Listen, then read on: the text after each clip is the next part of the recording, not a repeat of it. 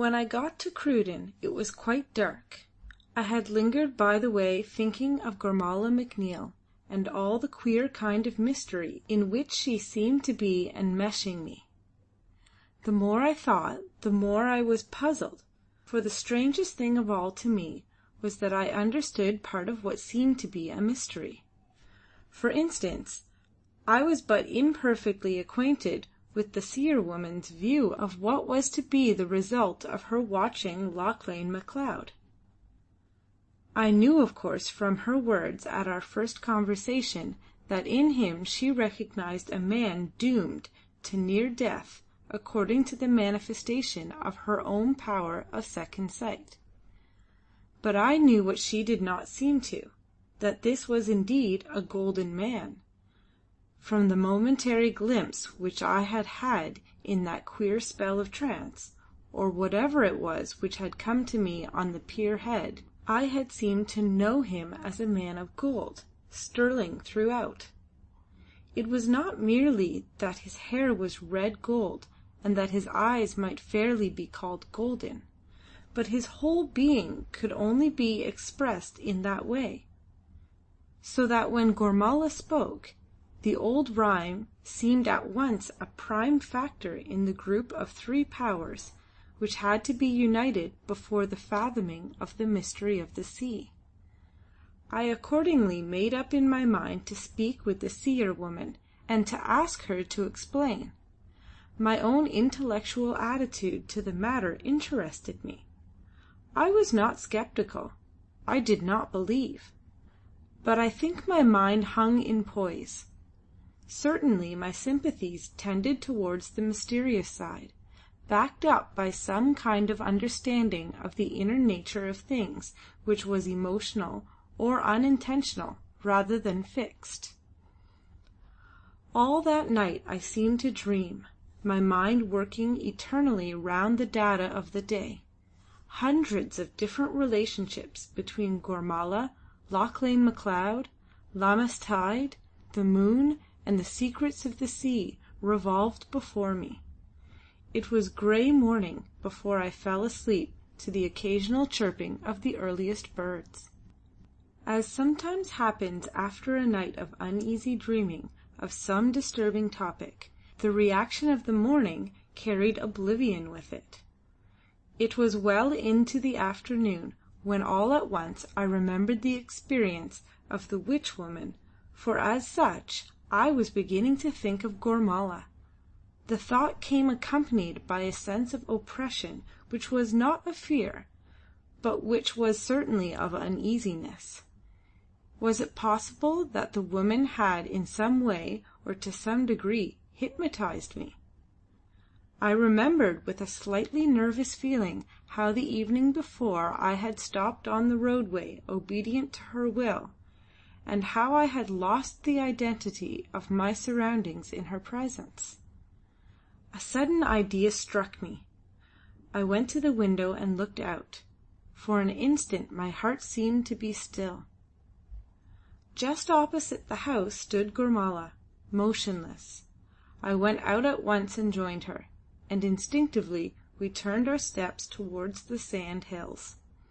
As we walked along, I said to her, "Where did you disappear to last night?"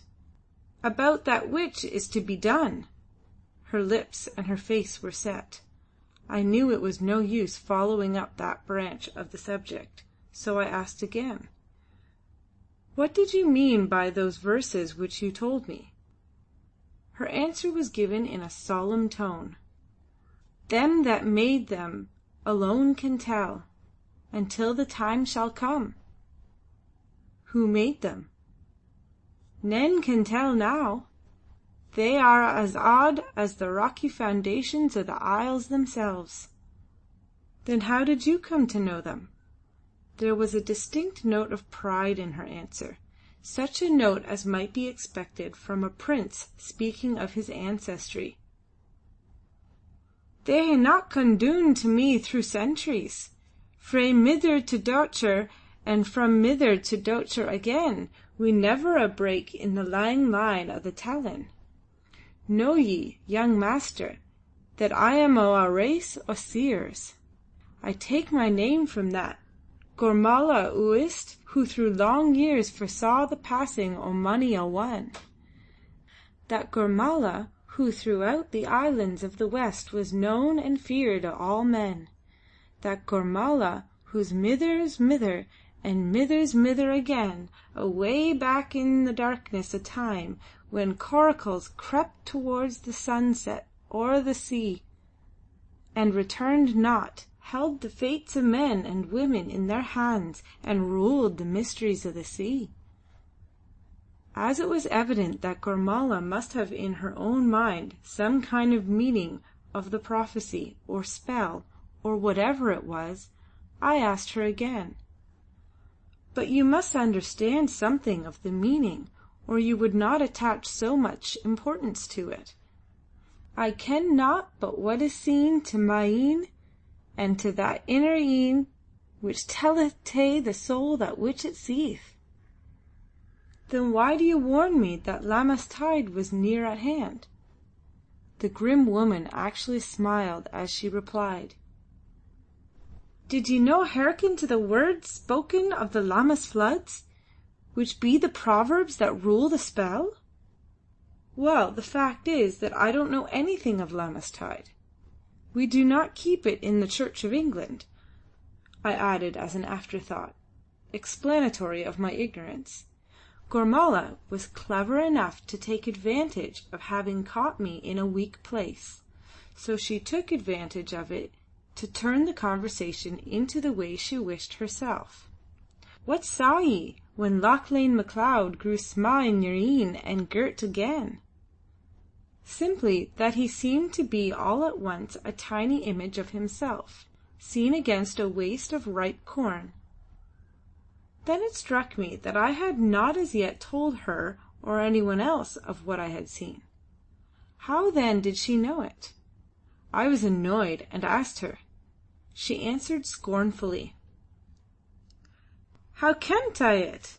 And me a seer o' a race o' seers? Are ma walking een then so dim or so sma' that I canna read the thoughts o' men in the glances of their een? Did I not see your een look near and far as quick as thought? But what saw ye after when ye looked rapt and your een peered side to side, as though at one lying prone?" I was more annoyed than ever, and answered her in a sort of stupor. "I saw him lying dead on a rock, with a swift tide running by, and over the waters the broken track of a golden moon." She made a sound which was almost a cry, and which recalled me to myself as I looked at her. She was ablaze. She towered to her full height with an imperious, exultant mien. The light in her eyes was more than human as she said, "Dead as I mysel' saw him and mid the foam o' the tide race.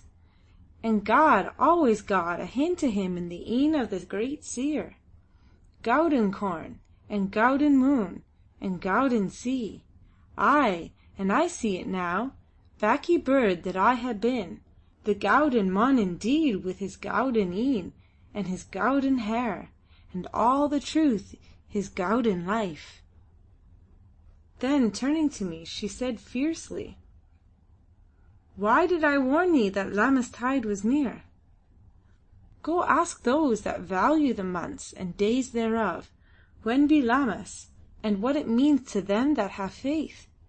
See what they are, learn o' the comin' o' the moon and o' the flowin' o' the tides that follow."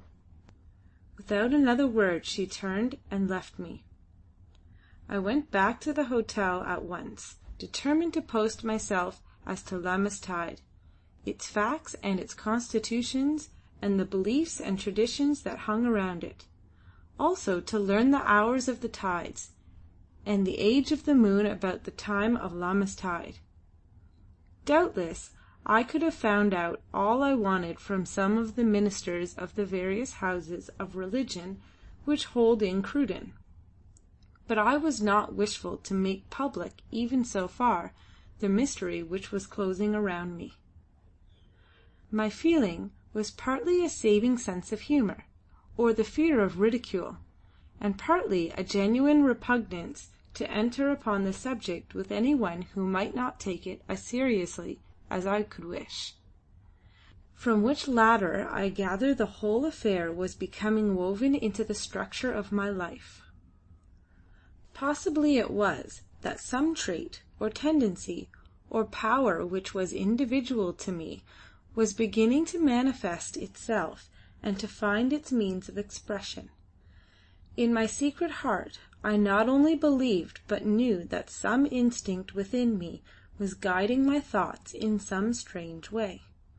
The sense of occult power, which is so vital a part of divination, was growing within me and asserting its masterdom, and with it came an equally forceful desire of secrecy. The seer in me, latent so long, was becoming conscious of his strength, and jealous of it. At this time, as the feeling of strength and consciousness grew, it seemed to lose something of its power from this very cause. Gradually it was forced upon me that for the full manifestation of such faculty as I might possess, some kind of abstraction or surrender of self was necessary. Even a few hours of experience had taught me much, for now that my mind was bent on the phenomena of second sight, the whole living and moving world around me became a veritable diorama of possibilities. Within 2 days from the episode at the pier head, I had had behind me a larger experience of effort of occult force than generally comes to a man in a lifetime. When I look back, it seems to me that all the forces of life and nature became exposed to my view. 1,000 things which hitherto I had accepted in simple faith as facts were pregnant with new meanings. I began to understand that the whole earth and sea and air, all that of which human beings ordinarily take cognizance, is but a film or crust which hides the deeper moving powers or forces. With this insight I began to understand the grand guesses of the pantheists, pagan and Christian alike, who out of their spiritual and nervous and intellectual sensitiveness began to realize that there was somewhere a purposeful cause of universal action, an action which in its special or concrete working appeared like the sentience of nature in general, and of the myriad items of its cosmogony. I soon learned that Lammas Day is the 1st of August and is so often accompanied by heavy weather that Lammas floods are almost annually recurrent. The eve of the day is more or less connected with various superstitions. This made me more eager for further information, and by the aid of a chance friend I unearthed at Aberdeen a learned professor who gave me off-hand all the information which I desired. In fact, he was so full of astronomical learning that I had to stop him now and again in order to elucidate some point easily explainable to those who understood his terminology, but which wrapped my swaddling knowledge in a mystery all its own. I have a sneaking friendliness even now for anyone to whom the word syzygy carries no special meaning. I got at the basis of facts, however, and understood that on the night of July 31, which was the eve of Lammas tide, the moon would be full at midnight.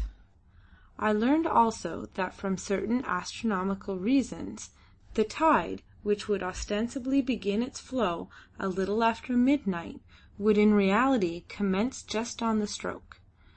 As these were the points which concerned me, I came away with a new feeling of awe upon me. It seemed as though the heavens as well as the earth were bending towards the realization or fulfilment of the old prophecy. At this time my own connection with the mystery, or how it might affect me personally, did not even enter my head. I was content to be an obedient item in the general scheme of things.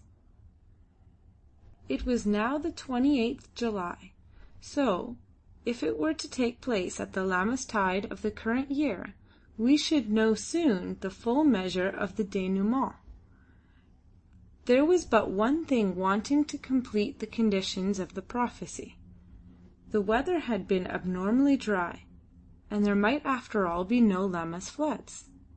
Today, however, the sky had been heavily overcast. Great black clouds, which seemed to roll along tumbling over and over as the sail of a foundered boat does in a current, loomed up from the west. The air drew closer, and to breathe was an effort. A sort of shiver came over the wide stretch of open country. Darker and darker grew the sky, till it seemed so like night that the birds in the few low-lying coppices and the scanty hedgerows ceased to sing. The bleat of sheep and the low of cattle seemed to boom through the still air with a hollow sound, as if coming from a distance. The intolerable stillness which precedes the storm became so oppressive that I, who am abnormally susceptible to the moods of nature, could almost have screamed out. Then all at once the storm broke. There was a flash of lightning so vivid that it lit up the whole country away to the mountains which encircle Braemar. The fierce crash and wide roll of the thunder followed with incredible quickness, and then the hot, heavy-dropped summer rain fell in torrents. All that afternoon the rain fell, with only a few brief intervals of glowing sunshine. All night, too, it seemed to fall without ceasing, for whenever I woke, which I did frequently with a sense over me of something impending, I could hear the quick, heavy patter on the roof, and the rush and gurgle of the overcharged gutters. The next day was one of unmitigated gloom. The rain poured down ceaselessly. There was little wind, just sufficient to roll northeastwards the great masses of rain-laden clouds piled up by the Gulf Stream against the rugged mountains of the western coast and its rocky islands. 2 whole days there were of such rain, and then there was no doubt as to the strength of the Lammas floods this year. All the wide uplands of Buchan were glistening with runnels of water whenever the occasional glimpses of sunshine struck them. Both the water of Cruden and the Blackburn were running bank high. On all sides it was reported that the Lammas floods were the greatest that had been known in memory.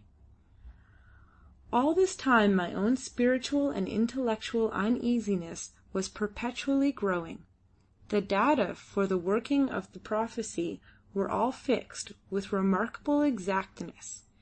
In theatrical parlance, the stage was set, and all ready for the action which was to come. As the hours wore on, my uneasiness changed somewhat, and apprehension became merged into a curious mixture of superstition and exultation. I was growing eager to the coming time. The afternoon of July 31 was fine. The sun shone brightly, the air was dry, and for the time of year cool. It seemed as though the spell of wet weather was over, and that fiery August was coming to its own again. The effects of the rainstorm were, however, manifest. Not only was every rill and stream and river in the north in spate, but the bogs of the mountains were so saturated with wet that many days must elapse before they could cease to send their quota to swell the streams. The mountain valleys were generally lakes in miniature. As one went through the country, the murmur or rush of falling water was forever in the ears. I suppose it was in my own case, partly because I was concerned in the mere existence of Lammas floods, that the whole of nature seemed so insistent on the subject. The sound of moving water in its myriad gamut was so perpetually in my ears that I could never get my mind away from it. I had a long walk that afternoon through roads still too wet and heavy for bicycling. I came back to dinner thoroughly tired out, and went to bed early. End of chapter 4. Recording by Crystal Treader.